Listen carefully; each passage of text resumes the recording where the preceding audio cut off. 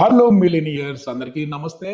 ఈరోజు మనం గోల్డ్ రేట్లు ఎప్పుడు డమాల్ అనబోతా ఉన్నాయనేది అయితే తెలుసుకుందాం. సో ఇప్పుడు ప్రెజెంట్ అయితే మాత్రం గోల్డ్ రేట్లు అనేవి ఆకాశానికి అంటుతూనే ఉన్నాయి. సో ఇక్కడ మనం చూస్తే చాలా వరకు కూడా గ్రాఫ్ని ఇక్కడ గమనించామంటే నిన్న నిన్నటి వరకు మనం చూస్తే 1,13,788 వరకు చూపిస్తా ఉంది. సో ఇది ఎప్పుడు తగ్గుతుంది అంటే మేము తగ్గుతుంది తగ్గుతుంది తగ్గుతుంది అంటూనే ఉన్నారు తప్ప తగ్గట్లేదు, ఇది పెరుగుతూనే ఉంది. సో అసలు మేము ఎప్పుడు కొనాలి ఎప్పుడు అమ్మాలి అనుకుంటా ఉన్నారా? సో వాటన్నిటికి కూడా ఇప్పుడు మనం ఒక సొల్యూషన్ ఇచ్చేసేద్దాం.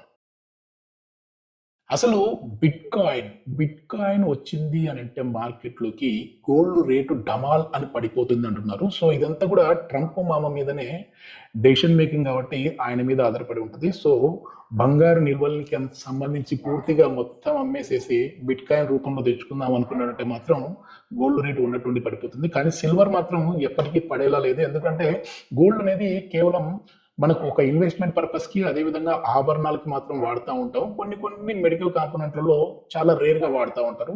కానీ కాపర్ అలా కాదు. సో కాపర్ సిల్వర్ అలా కాదు.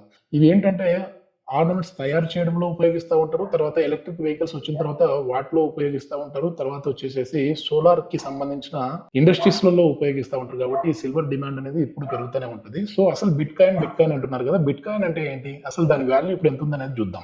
ఇక్కడ చూడండి. సో బిట్ కాయిన్ అనేది డబ్బు రూపంలో కాకుండా మొత్తం డిజిటల్ వ్యవస్థ రూపంలో దీన్ని ఎక్స్చేంజ్ అనేది జరుగుతూ ఉంటుంది. దీని వాల్యూ వచ్చేసేసి US$ మనం చూస్తే 1,09,559 అనేది కనపడతా ఉంది. అంటే దాదాపుగా మనకు అటు ఇటుగా ఒక 90 కోట్లు.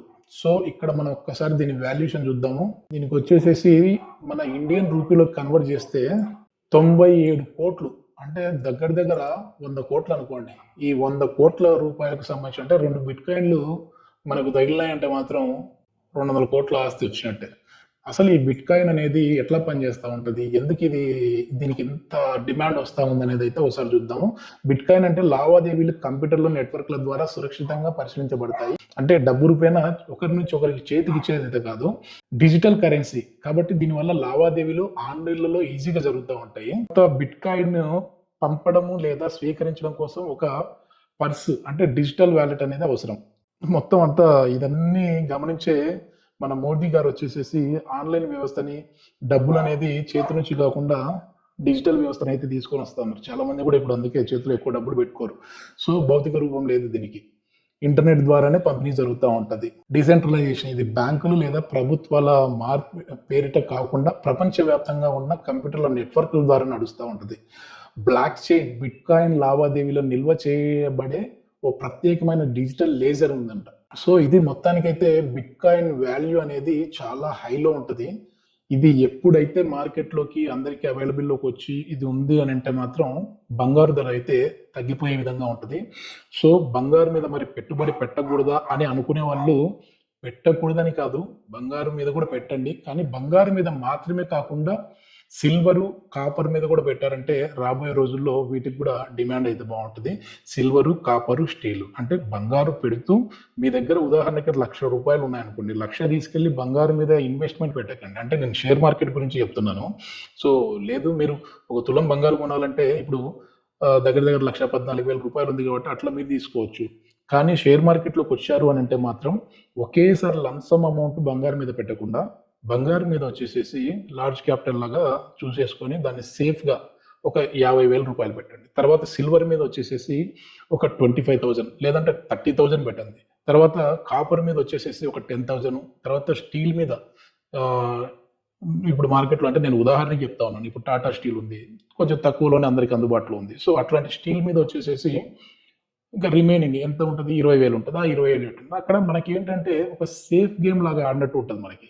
దీన్ని మనం తీసుకున్నాం కదా, మళ్ళీ రేపే విత్డ్రా చేద్దామని చెప్పేసి అన్నారంటే మాత్రం పొరపాటు పడిపోతారు. సో అట్లా కాకుండా లాంగ్ టర్మ్ ఇన్వెస్ట్మెంట్ కోసం చూడండి. ఎందుకంటే ఇక్కడ మీరు చూడండి, ఈ మ్యాప్ చూసారంటే అసలు గోల్డ్ ధరలు ఎట్లా పెరుగుతూ ఉన్నాయి చూడండి. మనం ఒక 2-3 ఏళ్లలోనే ఊహించని రీతిలో పెరుగుతూ ఉంది. కాబట్టి ఏదో ఈరోజు పెట్టి రేపటికే లాభాలు రావాలనుకుంటే మాత్రం ఈ షేర్ మార్కెట్లో ఉండకండి. మీరు లాంగ్ టర్మ్ కోసం చూస్తూ ఉన్నాము, మినిమం 3 నుంచి 5 ఏళ్ళ వరకు మేము వెయిట్ చేస్తూ ఉంటే మాత్రం మీరు పెట్టిన అమౌంట్కి మంచి లాభాలు, మంచి రిటర్న్స్ అయితే తీసుకుంటారు. సో ఈ విధంగా గ్రాఫ్ పెరుగుతూనే ఉంది. గోల్డ్ నమ్ముకున్న వాళ్ళైతే చాలా వరకు నష్టపోయింది అయితే లేదు, కానీ ఫ్యూచర్లో నష్టపోతారేమో అనే అనుమానాలు కూడా చాలా మంది వ్యక్తం చేస్తూ ఉన్నారు. కాబట్టి మనం స్ప్లిట్ చేసేద్దాం, సరిపోతుంది. Thank you. ఈ ఇన్ఫర్మేషన్ మీకు నచ్చినట్లయితే మా ఛానల్ని సబ్స్క్రైబ్ చేసుకోండి. మీ ఫ్రెండ్స్ అండ్ రిలేటివ్స్కి కూడా ఈ ఇన్ఫర్మేషన్ని షేర్ చేయండి. Thank you.